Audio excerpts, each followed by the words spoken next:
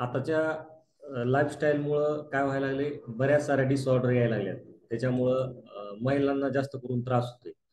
तर पीसीओडी आणि पीसीओएस ही एक गंभीर समस्या झालेली आहे.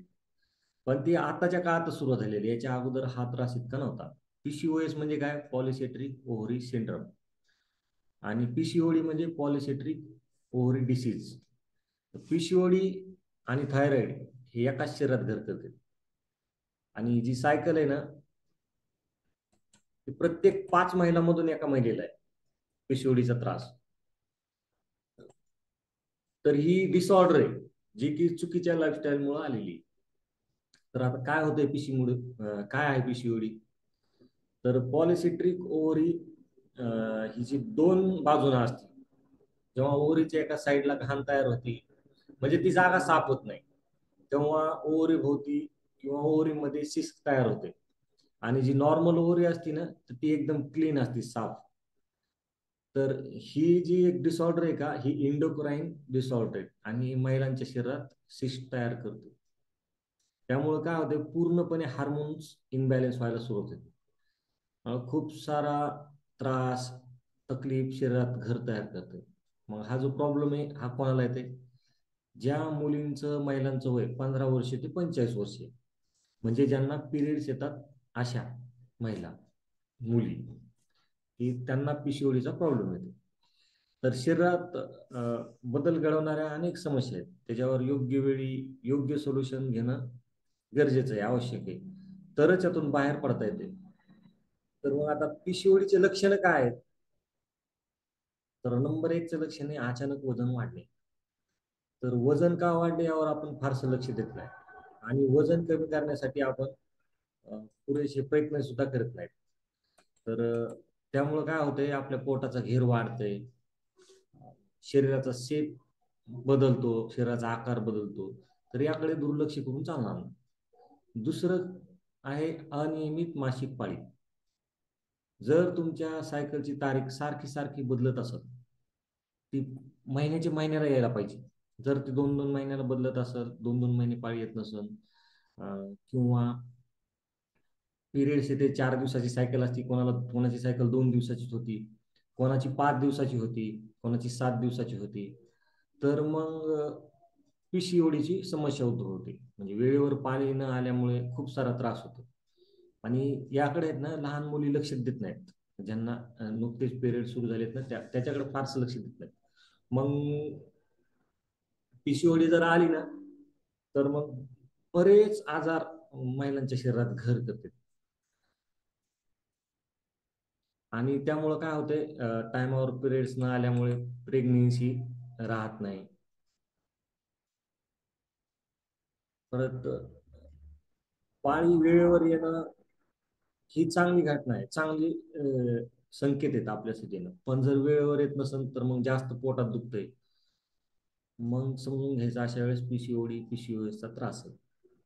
तिसरं जे डोकेदुखी. जेव्हा पाळीची तारीख जवळ येते ना, तर काही महिलांचं डोकं दुखायला सुरुवात होते, की सायकलच्या 4 दिवसामध्ये फार डोकं दुखतं. जर सायकलच्या 4 दिवसात डोकं दुखत असेल, तर काही महिलांना वाटतं की आता काहीतरी चुकीचं खाल्लंय, त्याच्यामुळे डोकं दुखत असेल आपलं.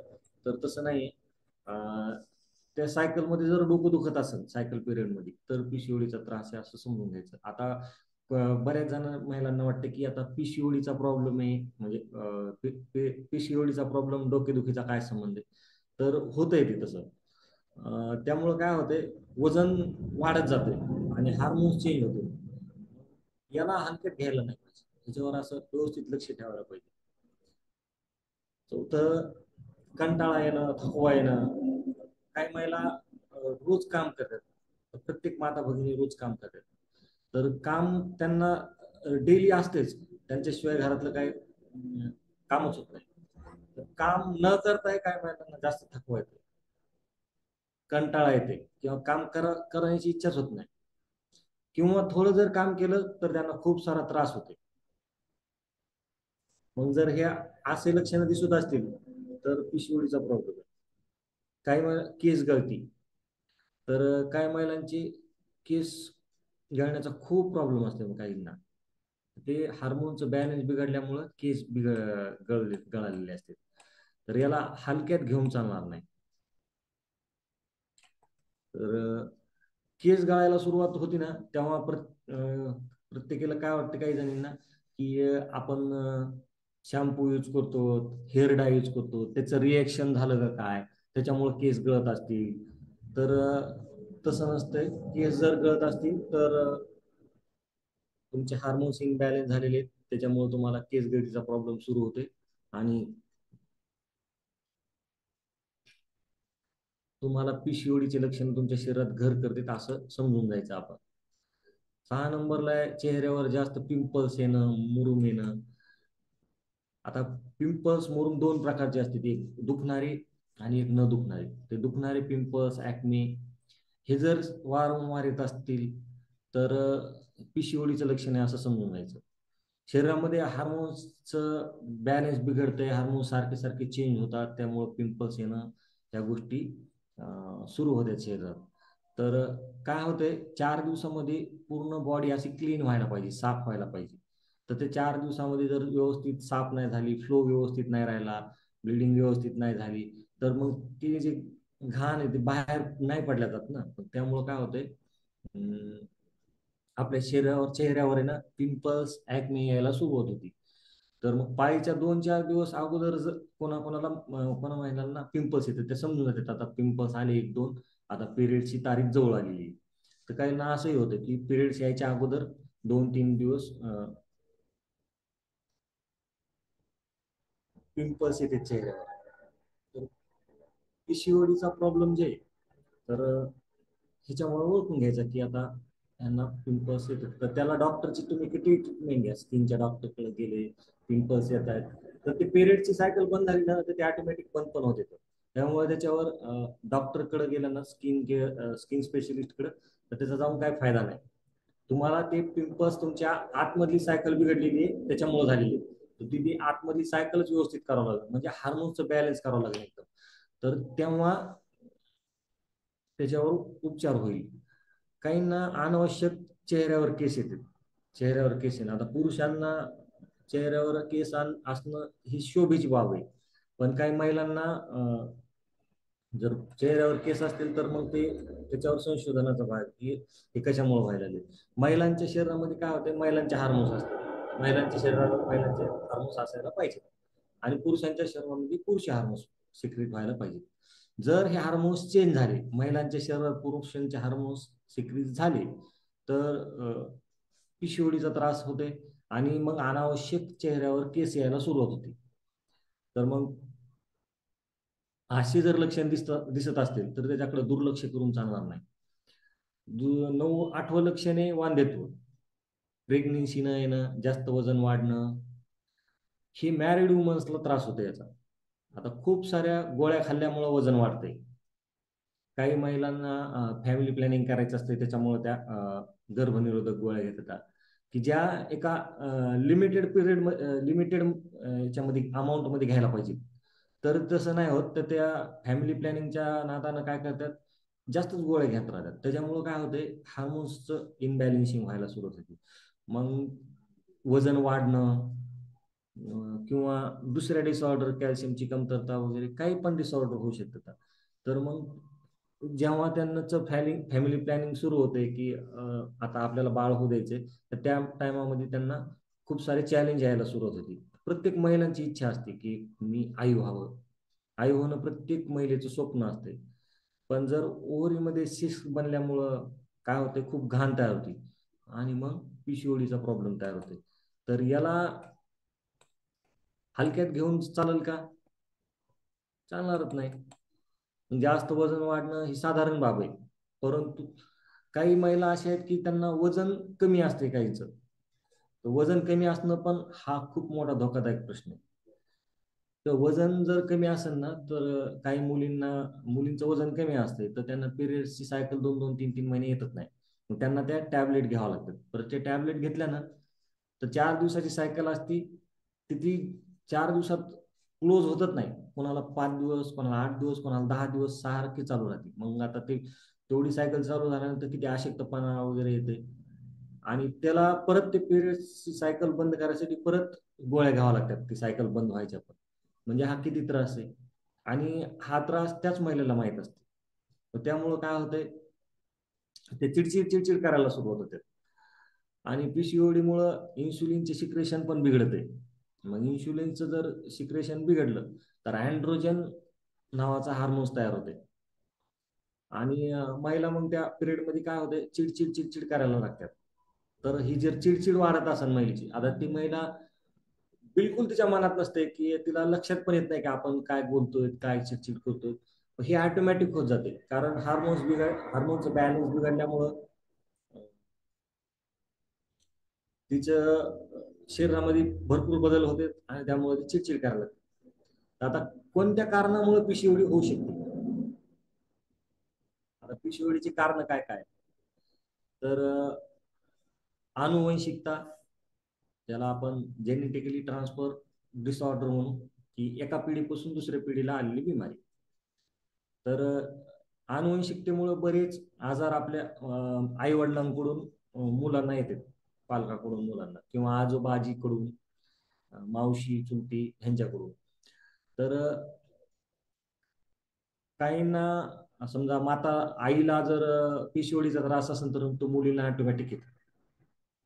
तर हे एक पहिलं कारण आहे. दुसरं कारण आहे चुकीचा आहार, की जेवणाच्या चुकीच्या सवयी, काहीही खाणं, कितीही खाणं, कमी खाणं, जास्त खाणं, ओव्हर इटिंग, अंडर इटिंग, किंवा मग मला हे आवडत नाही, मला ते आवडत नाही, त्याला आपण बॅड ओव्हर इटिंग हॅबिट म्हणू.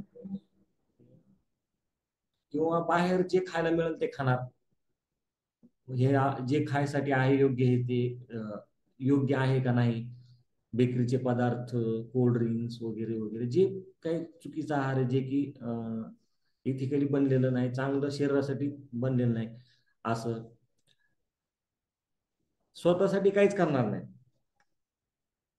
खायला सगळ्या घराला खाऊ घालणार पण स्वतः खाणार नाही, किंवा वेळेवर खाणार नाही. तर मग हे चुकीच्या आहारामध्येच मोडले जाते. किंवा जास्त चहा पिणं, वेळेवर जेवण न करणं, रात्रीचं सकाळी, सकाळचं दुपारी, दुपारचं संध्याकाळी, किंवा उपाशी राहणं, तर याला आपण पोअर डाएट म्हणू. तर हा जर असा चुकीचा आहार असेल तर मग तुम्हाला पीसीओडीचे कारणासाठी पुरेस आहे.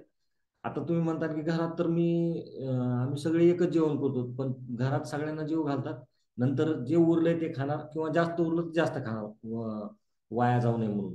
मग ह्याच्यामुळं आहार बरोबर जात नाही शरीरामध्ये. तिसरं कारण आहे स्ट्रेसफुल लाईफ. काही महिलांना प्रचंड टेन्शन असते, आणि पीसीओडीचे ज्या महिलांमध्ये सिमटम्स आहेत त्या चिडचिड करायला सुरुवात होते. त्या चिडचिड करतात, त्यांच्या मनात नसते पण ऑटोमॅटिक होते त्यांच्याकडून ती. तर मग क्षुल्लक कारणावरून टेन्शन घेणं, मुलांनी अभ्यास केला नाही, टेन्शन, घरात काय जरी झालं तर ते माझ्यामुळं झालं, त्याच्यामुळे टेन्शन, क्षुल्लक क्षुल्लक क्षुल्लक गोष्टीचं टेन्शन. मग ह्या टेन्शनमुळे काय होतंय, टेन्शन घेतल्यामुळं हार्मोन्स सिक्रेशन बिघडते, हार्मोन्स बॅलन्स मध्ये राहतच नाही. मग पीसीओएस चे सिम्पटम्स आपल्या शरीरामध्ये घर तयार करते. त्याच्यामुळं काय होते, टेन्शनमुळं वजन वाढते, आणि वजन वाढलं तर भरपूर असे चॅलेंज यायला सुरुवात होते. तर वजन वाढणं ही फार मोठी समस्या आहे. तिच्यावर वेळीच आपल्याला नियंत्रण करावं लागेल. त्यानंतर व्यायाम न करणं.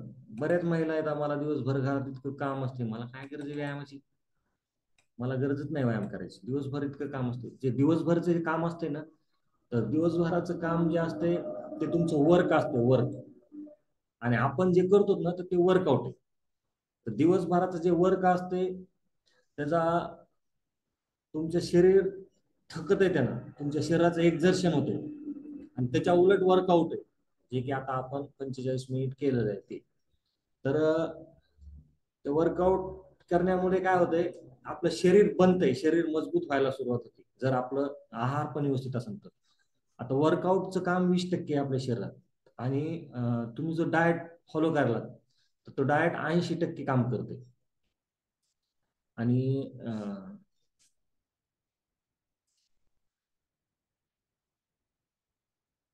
वर्कआउटमुळं आपलं शरीर मजबूत बनते. आपल्या आहारामध्ये जर प्रोटीनचं प्रमाण चांगलं असेल तर आपल्या मसल्स पण बिल्ड व्हायला सुरुवात होते. आणि मग हा व्यायाम किती करायला पाहिजे, तर किमान दिवसातून 1 तास व्यायाम करायला पाहिजे. 45 मिनिट ते 1 तास व्यायाम करायला पाहिजे. आणि दुसरं कारण आहे ओबेसिटी. ओबेसिटीमुळे काय व्हायलंय, पोटाचा घेर वाढते. समजा थाईचे इंचेस वाढणं,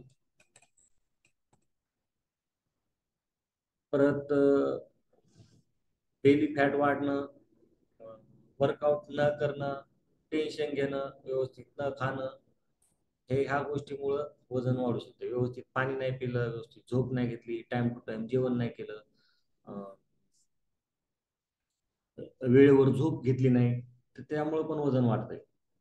मग आता हे झाले कारण.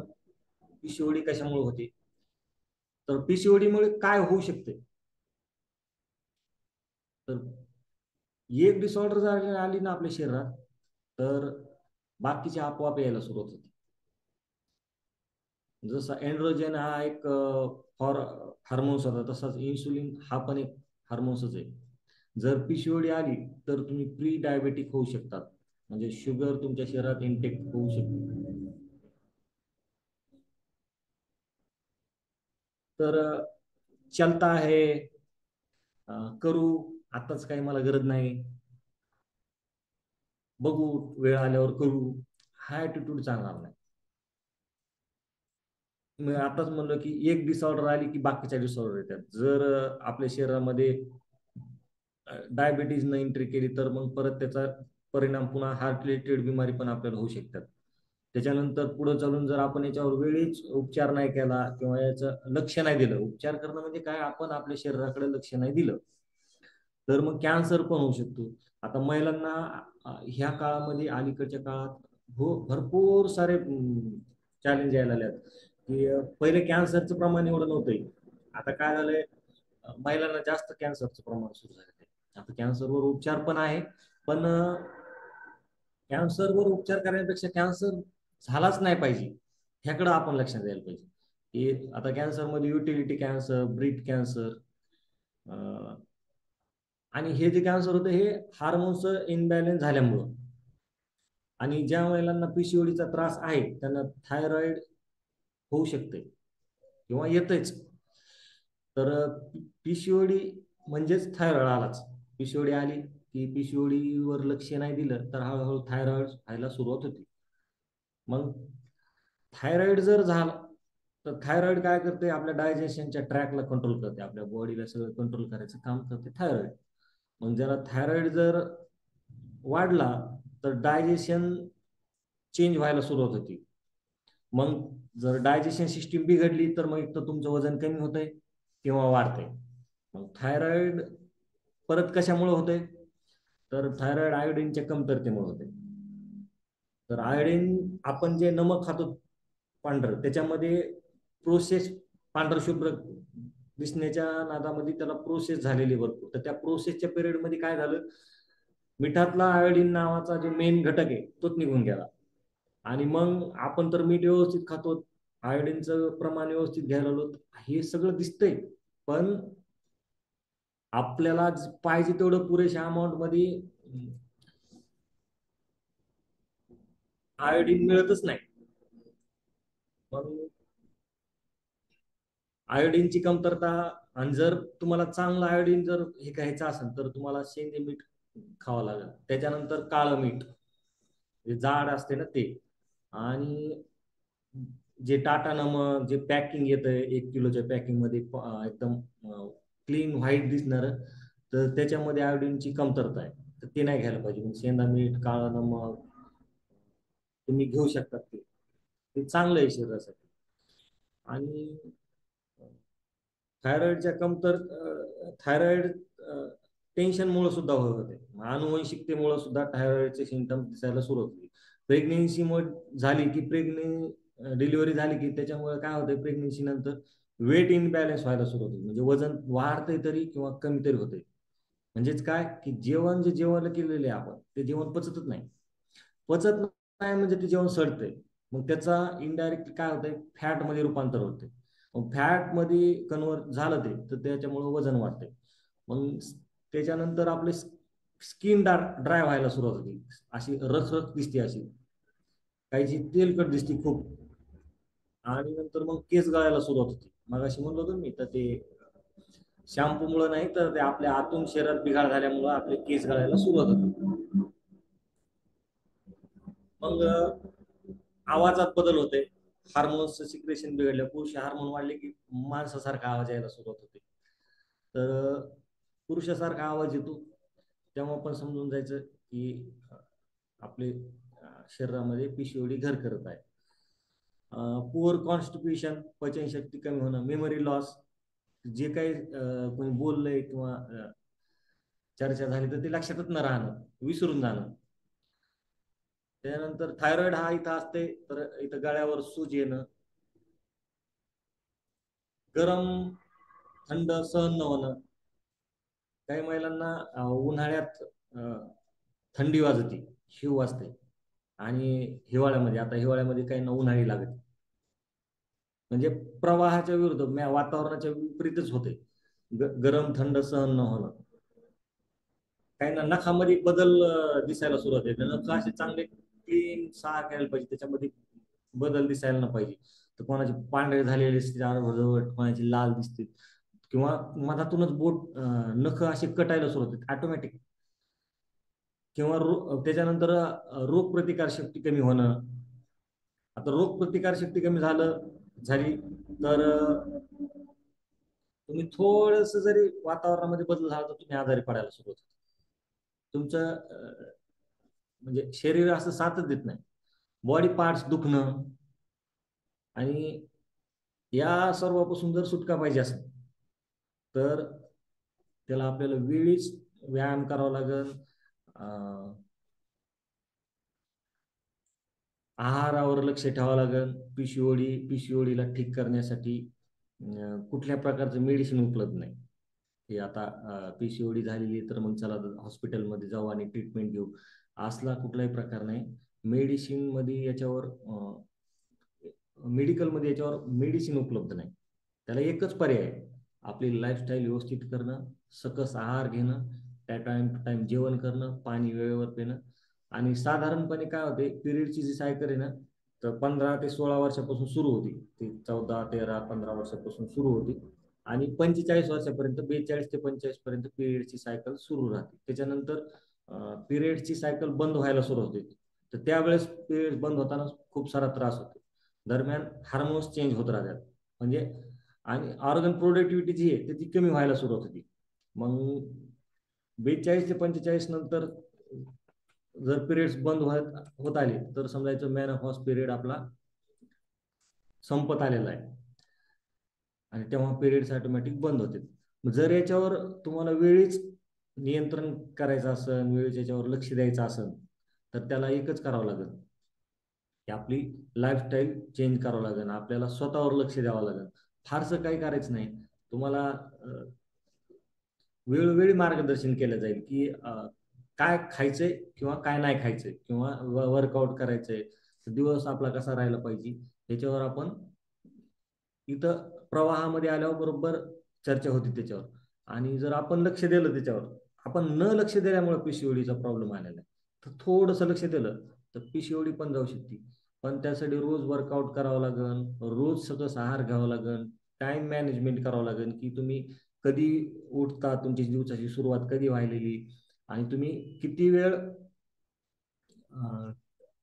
स्वतःसाठी देतात. 1 तास स्वतःसाठी द्यायला पाहिजे, त्याच्यामध्ये मेडिटेशन करायला पाहिजे, वर्कआउट करायला पाहिजे. त्याच्यामुळं सकस आहार, जो तुम्ही जेवण जे करतात ते व्यवस्थित केलं पाहिजे, टाइम टू टाइम जेवण केलं पाहिजे, पाणी पण व्यवस्थित पिलं पाहिजे. त्याच्यामुळं टेन्शन नाही घेतलं पाहिजे, टेन्शन नाही आलं पाहिजे, आणि छान अशी झोप लागली पाहिजे. जर असा प्रवास तुमचा चालू राहत असेल, तुमची लाईफस्टाईल जर अशी चांगल्या पद्धतीनं रन होत असेल, तर मग नक्कीच पीसीओडी, पीसीओएस सगळं निघून जातं.